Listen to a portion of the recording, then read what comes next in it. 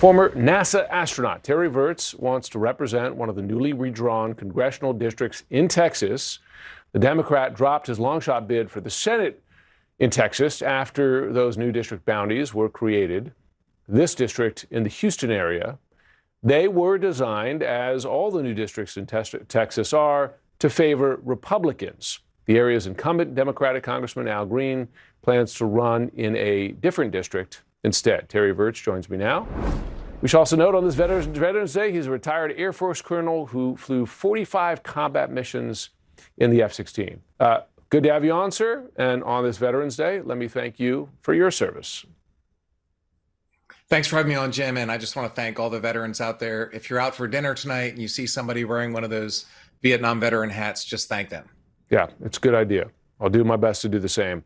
All right, first let's talk about your run here, because as you know, the Texas Republican Party redrew the districts for the midterms expressly to make them Republican-friendly districts and help perhaps swing control of the House in that election. But when you look at this district you're running in, it's got quite a breakdown: 37% Hispanic, 32% white, 24% black, 5% Asian.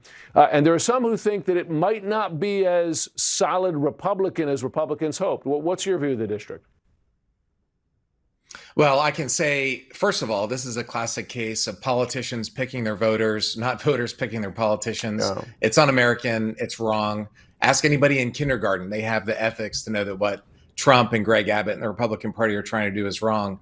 And to your point, absolutely. I've been throughout the district talking to folks. They are mad. The voters that they think might have voted for Trump in the last election are really mad. They're mad about tariffs. They're mad about cost of living. I was at a used car rally this weekend, and man, they were coming up to me just angry about tariffs, about ICE. There's a large Hispanic population. It's a very working class district. It's where the refineries and ship channel is in Houston. These folks are working people. The wealth of our country comes on the backs of my constituents in my district, and they are not happy with what's going on with ICE raiding houses and with these tariffs raising prices. You know, you look at those races last week in New Jersey and Virginia, and you did see evidence there of Latino voters, not quite abandoning, but their support for the Republican candidates dropped significantly as compared to the 2024 election. But Texas, I mean, those are purple states. Even New Jersey, blue state. I mean, you might even call them blue states, but Texas, of course, is a red state.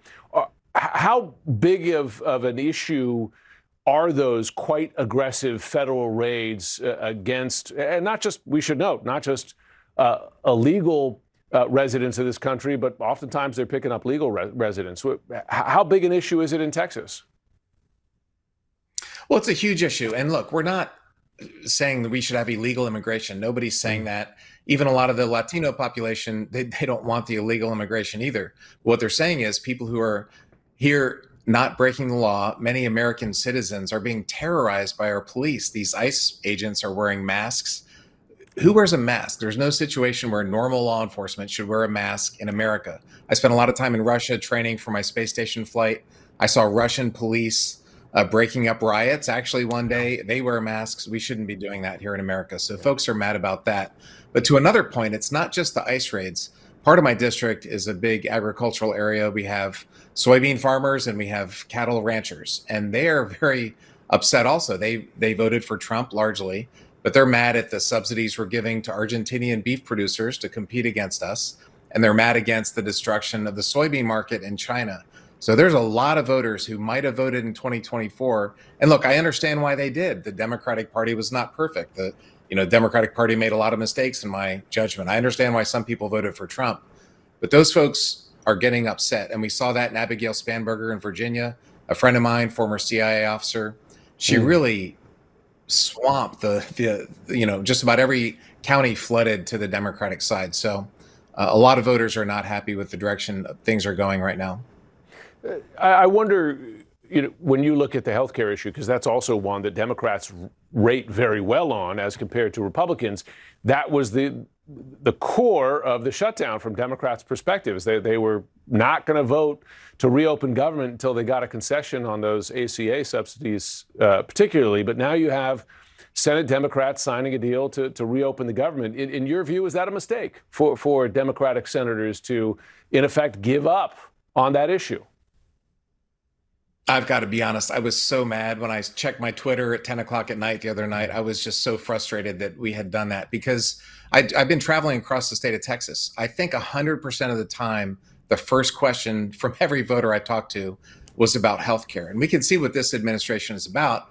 The administration is working overtime to do everything they can to take health care away from millions of Americans, to make health care more expensive for millions of Americans. And they depend on Democrats to fight back against this. And when I saw some of these senators, the 8 that caved in, saying, well, we trust Republicans, they'll let us have this vote. We trust Republicans? How many times? This is Charlie Brown and Lucy in the football. How many times do they have to show us that they're not trustworthy?